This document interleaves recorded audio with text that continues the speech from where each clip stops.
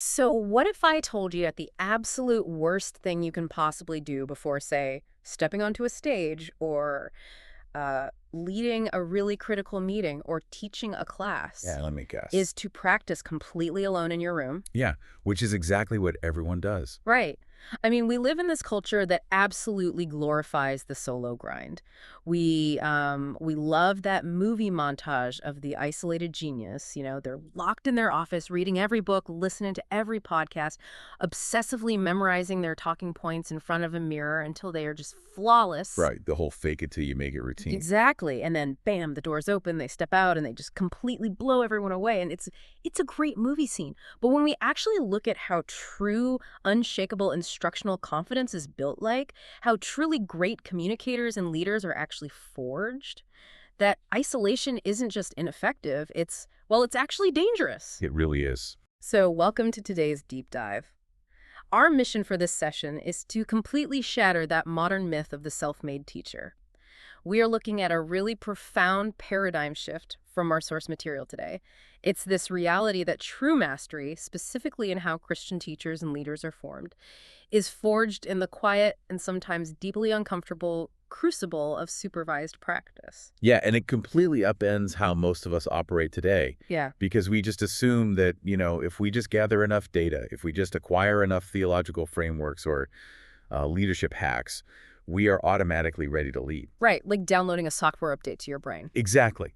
But the source material is so clear on this. Knowledge without tested application doesn't create competence. It just creates the illusion of competence. And that illusion is, frankly, incredibly fragile. I mean, the gap between what you know in your head and what you can actually execute in front of living, breathing human beings, it becomes painfully obvious the second you actually have to do it. Oh, totally. And whether you, the listener, are stepping up to lead a new team at work, or maybe you're preparing to teach a small group, or trying to mentor someone, or just, wanting to communicate complex ideas more effectively in your daily life, this shift in perspective changes everything.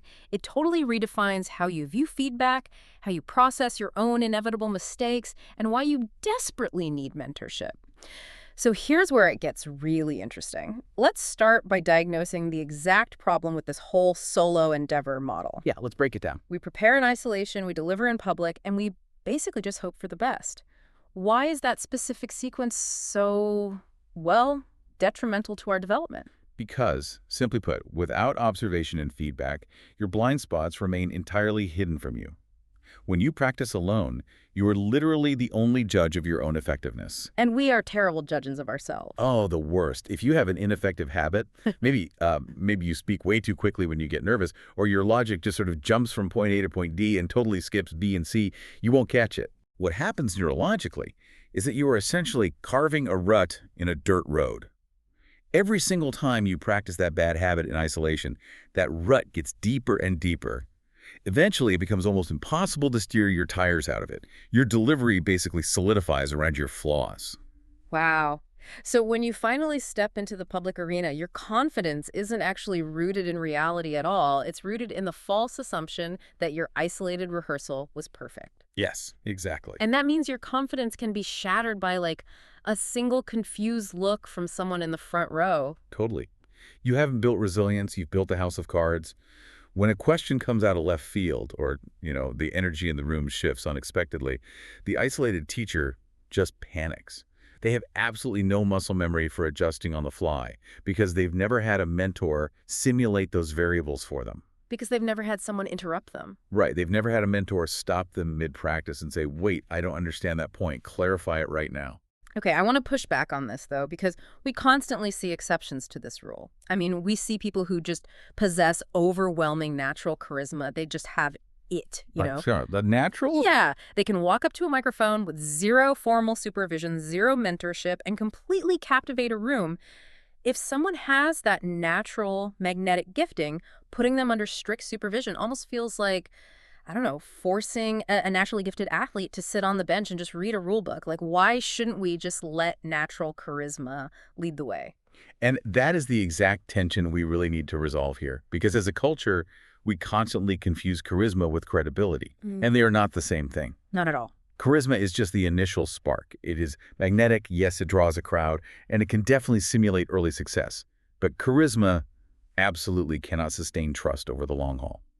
When you are actually observed by a seasoned mentor, you quickly discover that a smooth, really passionate delivery cannot cover up shallow exegesis. Okay, wait, let's define that term for a second for everyone listening. Shallow exegesis. What does that actually look like in practice? Yeah, so exegesis is basically the process of drawing the true historical and contextual meaning out of a text. So shallow exegesis is when you grab a profound piece of scripture or even a complex philosophical quote, strip it of all its original context, and just use it as a cheap bumper sticker to support whatever point you already wanted to make anyway. Oh man, we see that everywhere. Charismatic speakers do this all the time. They sound incredibly passionate, their tone is pitch perfect, the audience is nodding along, but structurally, the foundation is completely made of sand. Charisma might produce a viral moment or, a really great Sunday morning, but credibility is what actually produces lasting influence. Credibility means the structural integrity of your message perfectly matches the passion of your delivery. Which brings to mind the story of Lydia from the source material. She is like the perfect case study for exactly this. She really is. She was this young, highly gifted communicator. She had all the natural eloquence and charisma you could possibly ask for. People just loved listening to her. But when she started public teaching, her foundation was actually really shaky. She relied so heavily on her natural ability to just hold a room that she totally neglected the deeper structural work. Yeah, the actual substance. Exactly. Her textual support was super weak. She would use these illustrations that were emotionally moving, sure, but logically they were completely disconnected from the point she was supposedly trying to make. And if Lydia had been left alone, if she had operated purely in that solo endeavor model we were talking about, her audience's positive reactions would have just completely reinforced her bad habits. Yeah. She would have assumed, hey, they clap, so I must be doing this right. Right, the applause becomes the only metric. Exactly. And she would have eventually become a master of emotional manipulation rather than an actual steward of truth. But she had a mentor who intervened. And the intervention is the fascinating part here, because the mentor didn't just pull her off the stage. They didn't sit her down and tell her that her charisma was a bad thing or that she needed to become some, monotone academic. No, not at all. Instead, the mentor just sat in the back of the room, observed her, and then privately, very gently started tweaking that foundation. They showed her where her examples missed the mark. They helped her anchor that massive natural talent to actual rigorous study. Because the supervision didn't extinguish her fire. It just built a fireplace around it so it wouldn't, burn the house down. It refined her really fragile confidence into unshakable stability. And the reason this level of intervention is so critical isn't just about professional development or becoming a better speaker. It goes way deeper than that. Much deeper. It touches on the very nature of what teaching actually is. If we look at the theological anchor for this in the text, we find a very sobering warning in the book of James, chapter 3, verse 1. It states plainly that those who teach will be judged more strictly. Which is honestly terrifying. I mean, most people read that and just think, well, cool, I'm just never going to teach then. Problem solved. Right. But it is meant to be heavy, and it directly confronts our modern narrative. Today, teaching, speaking, and content creation, they are almost exclusively viewed through the lens of self-expression. Oh, totally. Speak your truth. Exactly. It's all about sharing your truth, manifesting your personal brand, and being as authentically you as possible. If the audience likes your vibe, you succeed. But the biblical worldview completely rejects teaching as self-expression. It defines teaching as stewardship. Stewardship. That is such a key word. The fundamental reality that you do not own the house. You're just holding the keys. You don't own the message. You are guarding and transmitting divine truth. I mean, information can be improvised. If you are giving a sales pitch about a new software update, you can riff on it. You can inject your own opinions. But truth must be handled with reverence. When you step up to teach, you are handling realities that literally do not belong to you. The stricter judgment James talks about isn't there to just paralyze you with fear. It's there to sober you into deep, deep preparation. It is a reminder that your words are actually building spiritual scaffolding in the minds of your listeners. If your scaffolding is weak, their understanding collapses. Okay, let's pull on that thread for a second, though, because if I am just a steward, if I'm really just the delivery mechanism for a truth that I don't even own, does my personality even matter? Does my lived experience matter at all? It almost sounds like the ideal teacher in this framework is just an emotionless human teleprompter. Just read the script, don't mess up the theology, and get off the stage. I'm so glad you brought that up because it's a vital distinction to make, and the answer is absolutely not. You are not a teleprompter because the messenger and the message actually cannot be separated. The source material points out that truth spoken from an unformed heart can wound, divide, and entirely mislead people. Even if the words you are saying are technically 100% accurate, if you haven't been personally shaped by that truth, you will distort it in the delivery. Because tone is a theology of its own. Yes, Yeah. exactly. If you are teaching on grace, but you are being arrogant and impatient with your audience while you do it, your tone is actively contradicting your words. Yeah. Your character, your humility, your deep patience, these are the actual vessels through which the truth travels. If the vessel is toxic, the water inside it will make people sick, no matter how pure the water was at the source. Man, which perfectly explains Daniel's situation from the text. Yes, Daniel. Daniel was this incredibly earnest, highly intellectual Bible teacher. He spent just hours and hours in his office studying. He knew the historical context, the original languages, like all the cross-references. But when he actually got in front of people, he treated teaching like a data dump. Just overloading them. Totally. He rushed through the verses. He piled on these dense academic explanations just to prove how much he knew, and he left his audience completely lost in the dust. He was technically accurate, but relationally bankrupt. Because Daniel viewed teaching as just the mere transfer of information. He fundamentally misunderstood his actual role. He thought he was a lecturer, but a teacher's true role is to shepherd souls. He was far more concerned with proving his own competence than he was with ensuring his audience actually encountered the truth. And again, the mentorship piece is what saved him here. His mentor didn't shame him in front of the whole class. After the session, the mentor pulled him aside and just asked a few, devastatingly insightful questions. Where do you think you lost them today? What assumptions were you making about their baseline knowledge? Did you notice when the people in the third row stopped taking notes and just kind of glazed over? Such good questions. Right. Daniel had to realize that his massive intellect wasn't the point at all. His heart had to be formed to actually care about the listener's journey. But arriving at that realization requires an immense amount of humility. I mean, to accept that kind of feedback, Daniel had to overcome something that every single one of us battles constantly: the sheer human resistance to correction. If we know we need mentorship to steward truth safely, why do we actively run from it? Why do we hide our rehearsals and only want people to see the polished, finished product? Well, because being evaluated is excruciating. It really is. Human beings naturally, instinctively resist correction. It is just woven into our fallen condition. Look at the internal mechanisms at play here. Pride deeply resists being told it is wrong.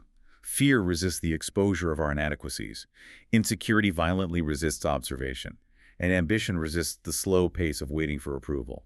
Let's focus on that insecurity piece for a second. The idea that insecurity resists observation. I think anyone who has ever led a meeting or stood behind a podium knows this exact feeling. You are up there, and you know there is someone in the back of the room whose specific job is to evaluate you. Oh, the worst feeling. The internal monologue is just deafening. You are trying to speak, but your brain is screaming. Was that clear? Did I sound totally uncertain when I answered that question? Did I just lose the entire room?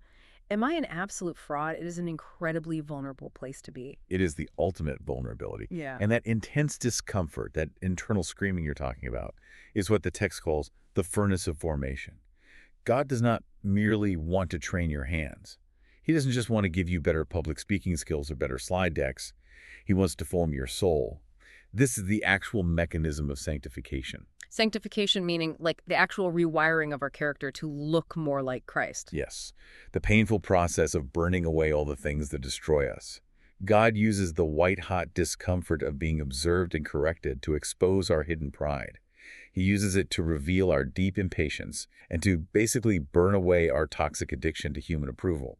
You cannot bypass that furnace if you want genuine authority. It totally makes me think of severe physical therapy. Oh, that's a great comparison. Yeah, if you have a catastrophic knee injury, going to physical therapy is one of the most miserable experiences on earth. You have a trained professional scrutinizing every single agonizing step you take, and they stop you constantly. Your posture is wrong, your gait is crooked, you are compensating with your hip. It hurts physically, obviously, but it also really hurts your ego. Yeah, you feel so exposed. You feel entirely exposed and weak. But the temporary pain of that constant microscopic correction is literally the only thing that prevents the permanent, lifelong damage of walking incorrectly. If you avoid the physical therapist just because it hurts your pride, you basically accept a permanent limp. And in the realm of teaching and leading, that permanent limp doesn't just hurt you, it hurts everyone who follows you. There is a profound principle here in the material. A teacher who has never learned to properly receive correction will always struggle to teach with grace. Wait, how does that correlation work? Why does my ability to receive a critique dictate my ability to be gracious to others? Because you cannot distribute a resource you have never acquired. If you have only ever succeeded in isolation, or if you have only ever aggressively defended yourself against criticism, you have absolutely no framework for grace. But if you have sat across a table from a mentor who looked at your blatant, embarrassing failures, and instead of rejecting you, they held that failure in a safe space, forgave it, and actually helped you rebuild, you are fundamentally changed. Wow. You have deeply experienced grace.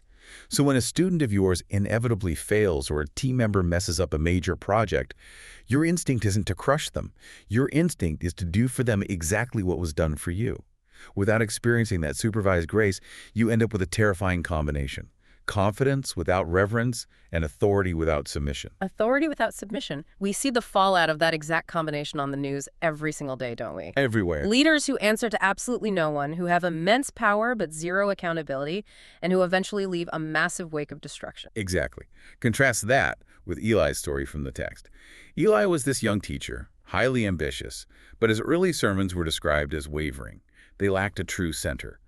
Now, he could have quit, or he could have retreated to the internet to build a platform where no one could directly challenge him face to face. Which is what a lot of people do now. Right. Instead, he willingly placed himself under the authority of a senior mentor. He subjected himself to the furnace. And over time, his delivery didn't just get technically better, it gained a quiet assurance. That phrase is so evocative, quiet assurance. It's not the loud, desperate, brash confidence of an insecure person performing for applause. It's the deep, unshakable stability of someone whose character has been completely tested, broken down, and rebuilt. It is the exact kind of authority that people are starving for today. We are so exhausted by performers. We are desperate for tested guides. Now, understanding this immense need for soul-shaping supervision is one thing, but how exactly does it work? How did God design this apprenticeship to actually function in reality? We don't have to guess, because Scripture provides an incredibly clear architectural blueprint for this. Yeah, let's dive into those blueprints, because there are 4 distinct case studies of this learning before leading concept that map out the developmental journey. And honestly, even if you, the listener, are listening to this in a purely secular corporate context, the psychological and leadership dynamics in these ancient models are staggeringly relevant. So the first model is Moses and Joshua, and the governing principle here is exposure precedes authority. Yeah, we often picture Joshua as this fully formed, fearless military commander who just stepped right into power. But that ignores his entire developmental history. Joshua did not start as a commander. He started as an assistant. He spent years just lingering near the tent of meeting. And what was he doing? He was watching Moses. He was getting unprecedented front-row exposure to the crushing, unrelenting weight of leadership. He watched Moses deal with 1 million complaining people. Literally 1 million. He saw the betrayals, the logistical nightmares, the moments where Moses was so exhausted he probably wanted to die. He saw the ugly, unglamorous underbelly of leading humans. He saw the true cost. And that exposure was his protection. If you give someone massive authority before they have been exposed to the invisible weight of that authority, one of two things will happen. Either the weight will completely crush their mental and spiritual health, or they will abuse the power to protect themselves. Joshua's eventual legendary confidence didn't come from a weekend leadership seminar. It grew slowly through deep, sustained proximity to Moses' faithfulness. Which brings us to the second case study, Elijah and Elisha. The principle here is service precedes authority. And I really want to push back on this one heavily. Oh, for it. Because the text points out that Elisha started his apprenticeship not by prophesying, but by literally pouring water on the hands of Elijah. He held the basin and the towel. Now, in an ancient agrarian society, sure, maybe that works. But in a modern corporate environment or a fast-paced tech startup, if you just quietly pour the water and hold the towel, you don't get mentored. You get stepped on. You get completely ignored. The people who get promoted are the ones who aggressively self-advocate and demand a seat at the table. How does this ancient principle of obscure service even survive in a modern, ruthless economy? Well, it's a highly valid pushback. If your ultimate goal is simply to climb a corporate ladder as quickly as possible, if your goal is mere career advancement, then yeah, aggressive self-promotion might totally work in the short term. But we are talking about the formation of genuine, enduring authority, spiritual, and instructional credibility. Service in obscurity is a diagnostic tool. It violently exposes the true motives of the heart. Okay, how so?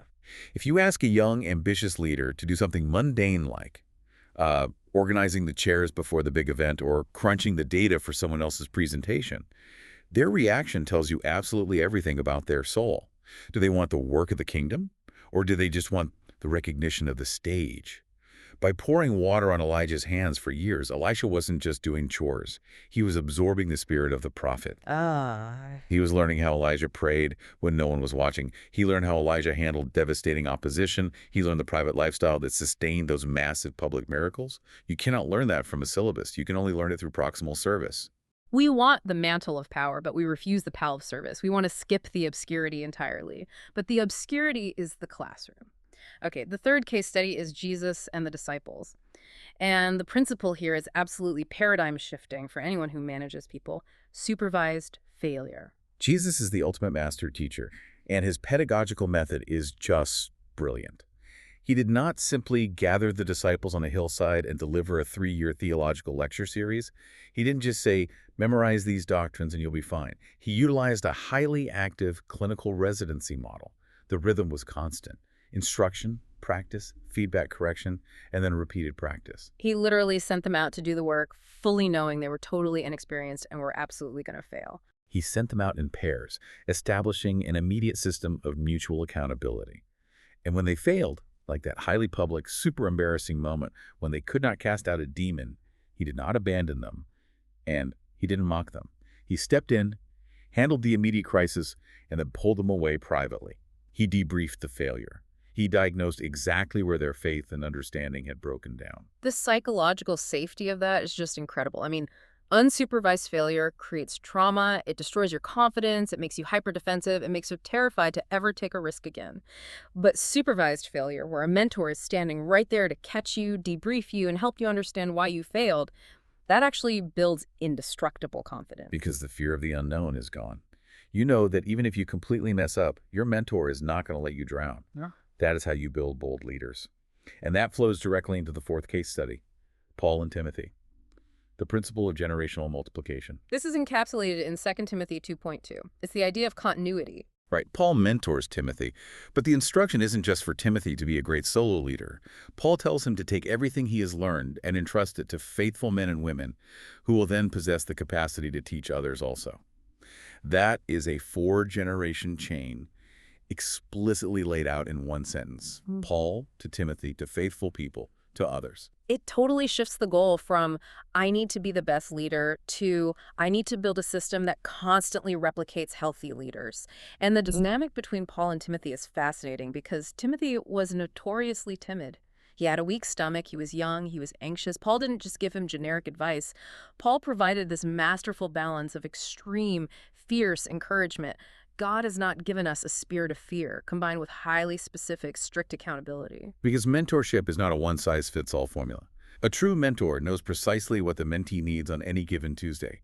Do they need a massive push out of their comfort zone, or do they need a gentle recalibration because they're running way too hot? But hearing all of this, if you are listening right now, you might be feeling a sense of dread. You hear about Joshua waiting decades, Elisha pouring water for years, Timothy slowly growing under Paul, and the natural fear is, am I just supposed to stall out? Does my career, my ministry, my impact just have to sit in the waiting room for 10 years while I hold a towel? That anxiety is so common, but we have to completely reframe what waiting actually is. Waiting in this developmental architecture is never a pause in your purpose. It is highly active preparation. God uses these hidden seasons, the seasons where you feel overlooked, where you are doing grunt work, where you are just observing, to temper your character. Huh. Slowness is not delay. Slowness is protection. Wow. It ensures that when the massive weight of public influence is finally placed on your shoulders, your character actually has the structural integrity to support it without shattering. Slowness is protection.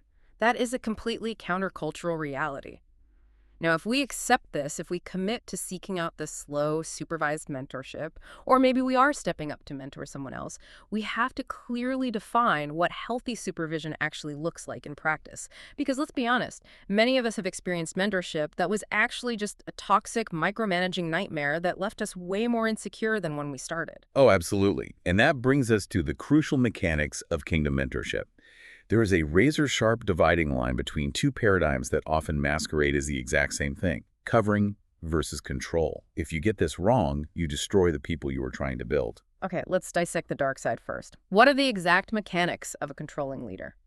Control is fundamentally rooted in the mentor's own fear, ego, and insecurity. A controlling mentor dictates every single action. They demand rigid compliance rather than fostering independent discernment.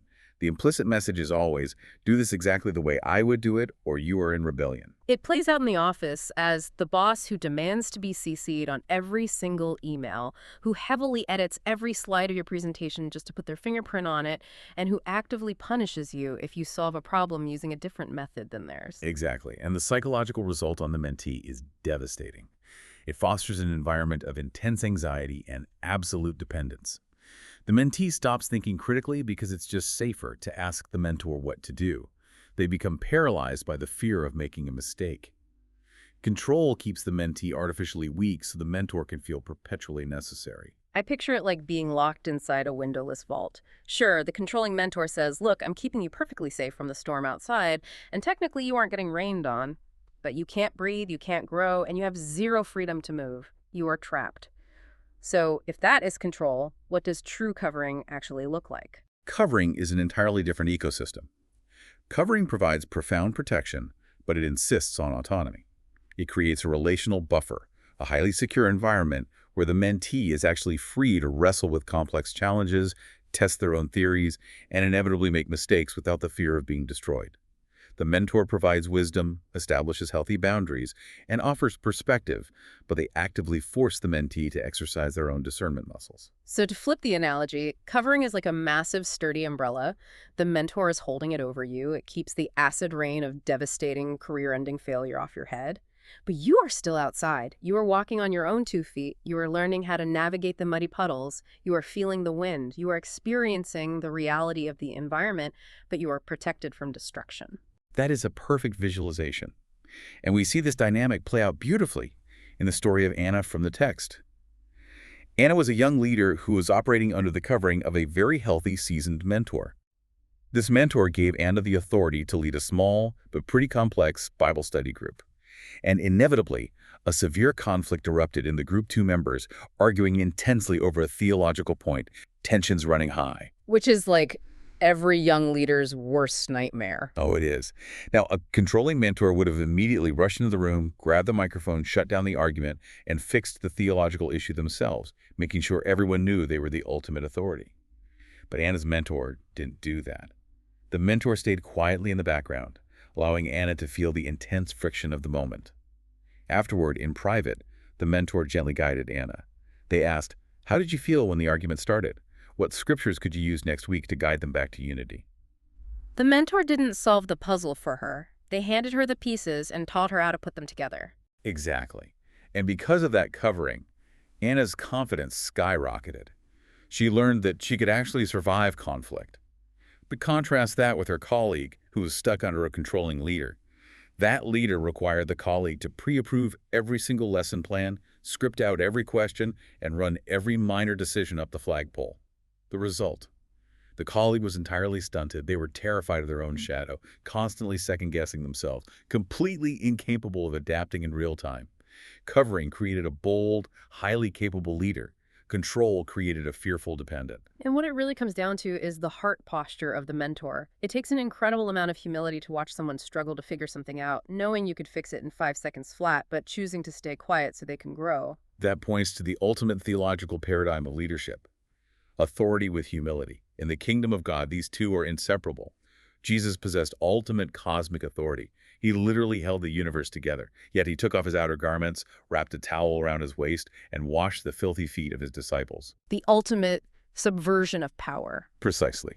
If you have authority without humility, you inevitably become an authoritarian tyrant.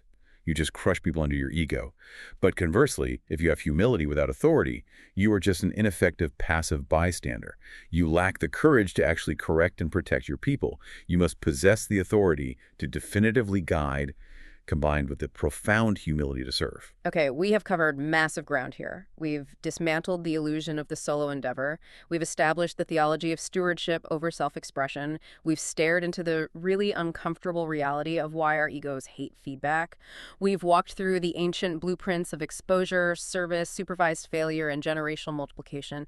And we've clearly drawn the battle lines between toxic control and healthy covering. Now, we need to make this incredibly practical. If someone is listening right now and they want to step onto this path, they want to transition from a novice to a masterful, confident teacher or leader, what are the actual chronological steps they need to take? The developmental progression is broken down into 4 highly sequential stages, drawn straight from the ancient rabbinic apprenticeship model. You really cannot skip these stages. They are observation, imitation, participation, and finally, execution with feedback or correction. Observation, imitation, participation, correction. Okay, let's unpack the first one. Observation sounds simple enough. I just watched someone do the job right. It sounds simple, but it is deeply profound because of a foundational rule. Lifestyle precedes lectures. When you are in the observation stage, you are not merely taking notes on the content your mentor is delivering. You are not just analyzing their slide deck or their vocabulary. You are observing how they live. Because true teaching isn't just handing over a data set. It is the transmission of a way of life. So I am watching the human being, not just the performance. Yes. And here we have to distinguish between 2 completely different types of mentors you might encounter. The first is the doctrinal perfectionist. This mentor is a master of content. Their theology is airtight, their logic is flawless, their arguments are totally impenetrable. But they are highly compartmentalized. They are relationally distant. You only ever see them when they are on. The mentee learns the technical facts, but they learn absolutely nothing about how to actually live the life that supports those facts. Because the mentor's actual life is completely hidden behind a professional veil. Exactly. The alternative is the life-integrated teacher. This is the mentor who intentionally models patience, prayer, conflict resolution, and deep integrity right alongside their doctrine. When you shadow a life-integrated teacher, you observe how they handle the annoying person in the lobby. You observe how they apologize to their spouse when they lose their temper. You see how they rely on God when the funding falls through. If you are listening to this right now, look at the people you consider to be your mentors or your heroes. Are you just consuming their polished content through a screen, a podcast, or a book? Or are you actively observing how they navigate real-world stress, how they handle public failure, how they treat the waiter at the restaurant? Because if you are only getting their curated information, you are missing the most vital part of your formation. That is the essence of observation. Once you have absorbed that lifestyle and method, you move to stage 2, imitation. This is where you begin to mirror the mentor's approach in a very safe, low-stakes environments. You start adopting their rhythms of preparation and their posture of humility. Then you graduate to stage 3, participation. This is where you actually get your hands dirty, but the mentor is still carrying the main weight. Right. You are co-leading. You take on a specific segment of the presentation, or you handle one piece of the counseling session.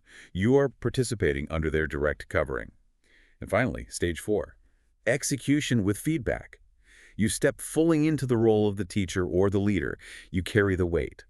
But the mentor is sitting in the back, observing you, and providing that critical real-time correction we talked about earlier. The story of Miriam illustrates this 4-step progression perfectly. Miriam was an aspiring counselor. She didn't just read a psychology textbook and immediately open a private practice. She found a seasoned, life-integrated mentor, and she started in the observation stage. She literally just sat silently in the corner of the room during intense counseling sessions. And she wasn't just transcribing the mentor's advice. She was observing the physical posture the mentor used to de-escalate an angry client. She was observing the exact tone of voice used to comfort someone in grief. She observed the strategic, heavy use of silence. Miriam was absorbing the invisible architecture of the work. She was learning the spirit of the counselor, not just the vocabulary. And from there, she moved to imitation and participation. Her mentor started letting her ask 1 or 2 guided questions during a session. She practiced that same calming tone, that same posture. And most crucially, when she moved to execution, she actively welcomed the feedback. After a session, her mentor would say, When the client brought up their childhood, you rushed to give advice instead of letting them sit in the silence. Next time, hold the silence.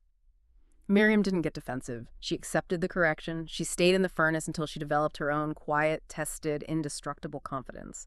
She walked the entire unglamorous path. And that quiet, slow journey from silent observation to guided, corrected execution is the hidden formation behind every truly credible leader you have ever admired.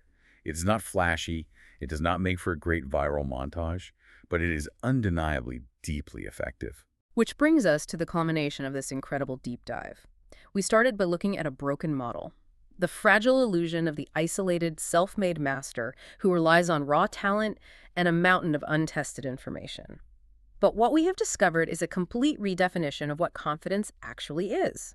True instructional confidence is not the arrogant absence of uncertainty. It is not having every answer perfectly memorized. It is the deep, steady capacity to remain faithful to the truth while you are still in the process of becoming. We must make the profound shift from treating leadership as a performance to treating it as sacred stewardship. We move away from the anxiety of the solo endeavor and we step into the beautiful, safe, and deeply grounded reality of supervised generational growth. So, if you take nothing else away from this conversation, hear this. Stop flying solo, put down the mirror, and actively seek out a mentor. Invite someone whose character you deeply respect to observe your actual work. Let them read the crucial email before you send it. Let them watch your presentation. Let them sit in on your meeting. Voluntarily step into the furnace. Welcome the intense discomfort of correction. And remember that those quiet, hidden, painfully slow seasons of your life, the seasons where you feel like you are doing nothing but holding someone else's towel, those are not a waste of time. That is God's workshop. That is where the deep, invisible foundation of your soul is being poured, ensuring that when the visible structure is finally built, it will never collapse. I want to leave you with one final provocative thought to mull over today. The underlying premise of everything we've discussed is that human audiences possess a deep, instinctive discernment. They can intuitively sense when a message is borrowed, when it is shallow, or when it is completely untested in the real world. Now, project that into the reality we are stepping into right now. We are entering an era that is becoming completely saturated with AI-generated content. We are flooded with flawlessly scripted videos, perfectly synthesized articles, and pristine, frictionless information produced in total isolation. The illusion of confidence has literally become automated. You can generate a perfect script in 3 seconds. Exactly. The sheer volume of perfect information is skyrocketing. But human beings are spiritually wired to crave truth that is embodied, truth that has been lived, bled for, and wrestled with. We instinctively hunger for the life-integrated teacher. So the question is this.